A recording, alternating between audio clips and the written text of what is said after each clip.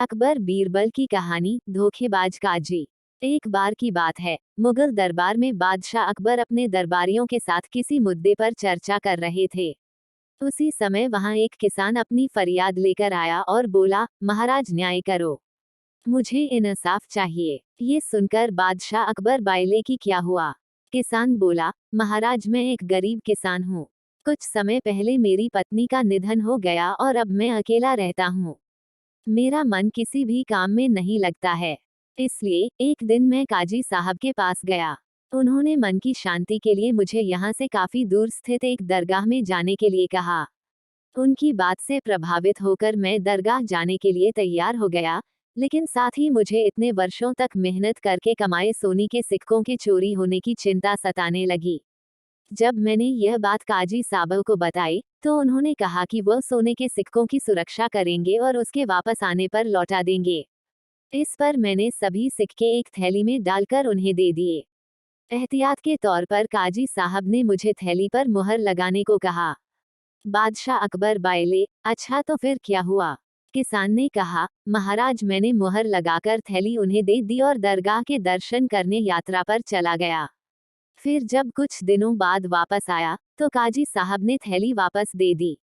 मैं थैली लेकर घर लौटा और उसे खोला, तो उसमें सोने के सिक्कों की जगह पत्थर थे। मैंने इस बारे में काजी साहब से पूछा, तो उन्होंने गुस्से में कहा कि तुम मुझ पर चोरी का इल्जाम लगाते हो। इतना कहकर उन्होंने अपने नौकरों को बुलाया और मुझे मार मार कर वहां से भगा दिया। किसान ने रोते हुए कहा, महाराज मेरे पास जमा पूंजी के नाम पर बस वही सोने के सिक्के थे। मेरे साथ न्याय करें महाराज। किसान की बात सुनकर बादशाह अकबर ने बीरबल को मामला सुलझाने के लिए कहा। बीरबल ने किसान के हाथों से थैली लेकर उसे अंदर से देखा और महाराज से थोड़ा सा समय मांगा। शहंशाह अकबर ने बीरबल को 2 दिन का समय दिया। घर जाकर बीरबल ने एक फटा हुआ कुर्ता अपने नौकर को दिया और कहा, इसे अच्छे से रफू करवा कर लाओ। नौकर कुर्ता लेकर चला गया और कुछ देर बाद उसे रफू करवा कर वापस आ गया। बीरबल कुर्ते देखकर खुश हो गए। कुर्ता इस प्रकार से रफू किया गया था कि मानो फटा ही न हो। ये देखकर बीरबल ने नौकर से उस दर्जी को बुलाकर लाने को कहा। नौकर कुछ ही देर में दर्जी को लेकर आ गया। बीरबल ने उससे कुछ पूछा और वापस भेज दिया। अगले दिन बीरबल दरबार पहुंचे और सैनिक से काजी व किसान दोनों को दरबार में लेकर आने का आदेश दिया। कुछ ही देर में सैनिक काजी व किसान को साथ ले आया। इसके बाद बीरबल ने सैनिक से दर्जी को भी बुलाने के लिए कहा। ये सुनते ही काजी के होश उड़ गए। दर्जी के आते ही बीरबल ने उससे पूछा, क्या काजी ने तुम्हें कुछ सिलने के लिए दिया था?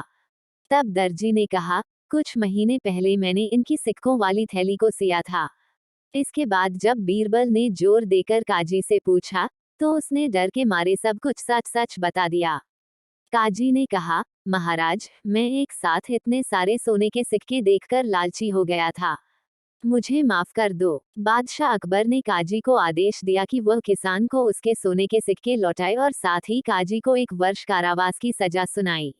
इसके बाद एक बार फिर सभी ने बीरबल की बुद्धि की भूरी भूरी प्रशंसा की।